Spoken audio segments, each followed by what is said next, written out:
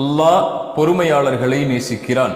அல்லாஹ் பொறுமையாளர்களை நேசித்தால் என்னாகும்? இன்னல்லாஹ மஅஸ் ஸாபிரீன், அல்லாஹ் பொறுமையாளர்களோடு தான் இருக்கிறான்.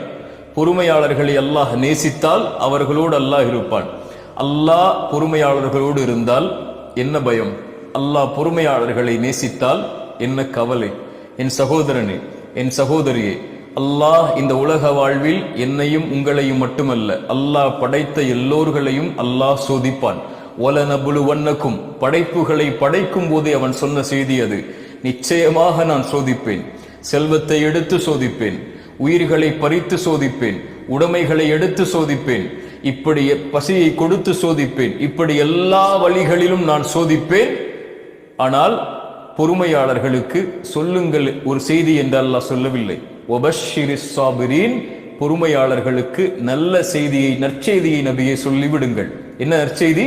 அல்லதீன இதா அஸாபத்துஹும் முஸீபா, அவர்களுக்கு ஏதாவது சோதனை ஏற்பட்டால் அவர்கள் என்ன தெரியுமா சொல்லுவார்கள்? இன்னா லில்லாஹ், நாங்கள் அல்லாஹ்வை சார்ந்தவர்கள், வ இன்னா இலைஹி ராஜிஊன், அவனிடத்தில் தான் நாங்கள் செல்ல இருக்கிறோம். எங்களை படைத்தவன் அவன், எங்களை மரணிக்க செய்பவனும் அவன்தான்.